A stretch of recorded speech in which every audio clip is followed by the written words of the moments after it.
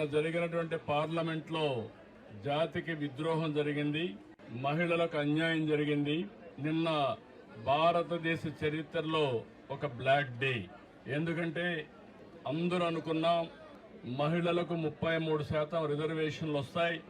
చట్టసభల్లో ఎన్నో రోజులు ఇది పెండింగ్ లో ఉంది, ఎన్నో రోజులు పోరాడాం. ఇప్పుడు తొందరలో చట్టసభల్లో అటు పార్లమెంట్లో ఇటు అసెంబ్లీలో కౌన్సిల్లో 33% మహిళలను చూస్తామని ఆశపడ్డాం. ఇన్ని పోరాటాల తర్వాత అందరూ కూడా ముందుకొచ్చే సమయంలో నిన్న కాంగ్రెస్ పార్టీ దాని మిత్రపక్షాలు మహిళలకు ద్రోహం చేశారు. ఇది జాతి విద్రోహం. భారతదేశ సంస్కృతి మహిళల్ని గౌరవించడం, అన్ని రంగాలలో వాళ్ళని ఆదరించడం. ఎక్కడైతే మహిళలు పూజించబడతారో అక్కడ దేవతలుంటారనేది మన సాంప్రదాయం, మన సంస్కృతి కూడా. అలాంటి సంస్కృతి సాంప్రదాయాలకి భిన్నంగా నిన్న జరిగిన ద్రోహం ఈ రోజు నిడదవోల్లో నిరసన తెలియజేస్తున్నాం. ఇది ప్రారంభం మాత్రం, దీంతో ఆగదు. మొత్తం మహిళా లోకం ఒకటి కావడం, మన ఇంట్లో ఉండే ఆడబిడ్డలను గుర్తుపెట్టుకుని దేశంలో ఉండే ఆడబిడ్డలందరూ పైకి రావాలి, వాళ్ళ ఆత్మ గౌరవంతో బ్రతకాలని నినాదంతో మనందరం ముందుకు పోవాల్సిన అవసరం ఉంది.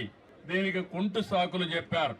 నిన్న చాలా స్పష్టంగా చిన్న రాష్ట్రాలకు నష్టం జరుగుతుందని మాట్లాడారు. కానీ ప్రధానమంత్రి గారు అమిత్ షా గారు చాలా స్పష్టంగా చెప్పారు, దక్షిణాది రాష్ట్రాలకు అన్యాయం జరగదు, అదే మాదిరిగా నార్త్ ఈస్టర్న్ స్టేట్స్ కి అన్యాయం జరగదు, చిన్న రాష్ట్రాలకు అన్యాయం జరగదు. ఇప్పుండే సీట్లతోనే 50% యూనిఫామ్ గా అన్ని రాష్ట్రాల్లో పెంచుతామన్నారు. యూపీలో 50% పెంచితే ఆంధ్రప్రదేశ్ లో కూడా 50% పెంచుతారు. అలాంటి అనౌన్స్మెంట్ ఇచ్చి చట్టంలోని పెడతామని చెప్పిన వీళ్ళు రాజకీయ అజెండా కోసం ఇలాంటి దుర్మార్గం చేసే పరిస్థితికి వచ్చారు. ఇది చాలా బాధాకరం. నేనైతే 3 దశాబ్దాలుగా దీనికోసం పోరాడుతున్నాం. పోరాడి సాధించుకునే ఈ సమయంలో దీన్ని మారుగా చేయడం అనేది చాలా క్షమించరాని నేరం అని కూడా మరొకసారి తెలియజేస్తున్నా. ఈరోజు ఆ పార్టీలు గుర్తుపెట్టుకోవాలి, ఏ ముఖం పెట్టుకొని రేపు ఆడబిడ్డల్ని ఓటు అడుగుతారని అడుగుతున్నా. అంటే ఆడబిడ్డల్ని ఇంటి వరకే పరిమితం చేయాలన్న అహంకారంతో ఇలాంటి దుర్మార్గమైన కార్యక్రమానికి దోహదం చేశారు. తెలుగుదేశం పార్టీ అయితే 2017లో ఆ రోజే చట్టంలో మన అసెంబ్లీలో కూడా తీర్మానం చేసి పంపించాం. మీరు ప్రజలు ఎన్నుకుంటే చట్టసభల్లోకి వచ్చారు. అలాంటి మీరు ప్రజాహితం కోసం, మహిళా సాధికారం కోసం మీరు చట్టాలు చేయాల్సిందే పోయి మహిళా ద్రోహం చేస్తూ దేశ ద్రోహం చేసే పరిస్థితికి వచ్చారు. ఇది మంచి పద్ధతి కాదు. మహిళలంటే అబలులు కాదు. ఆ విషయం కూడా గుర్తుపెట్టుకోవాల్సిన అవసరం ఉంది. ఈరోజు పంచాయతీల్లో 50% ఉన్నారు, కాలేజీల్లో ఉద్యోగాల్లో 33% ఉన్నారు.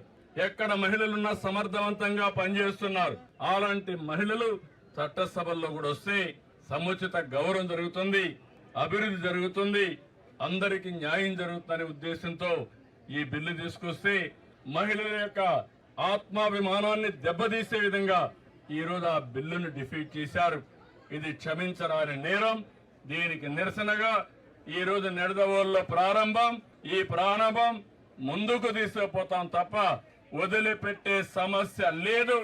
వీళ్లకు చేసిన ద్రోహానికి ఆ పార్టీలకి రాబోయే రోజుల్లో డిపాజిట్స్ రాకుండా చేయాల్సిన బాధ్యత మనందరిపైన ఉందని చెప్పి తెలియజేసుకుంటూ, అప్పుడే ఈ మహిళలకి న్యాయం జరుగుతుంది.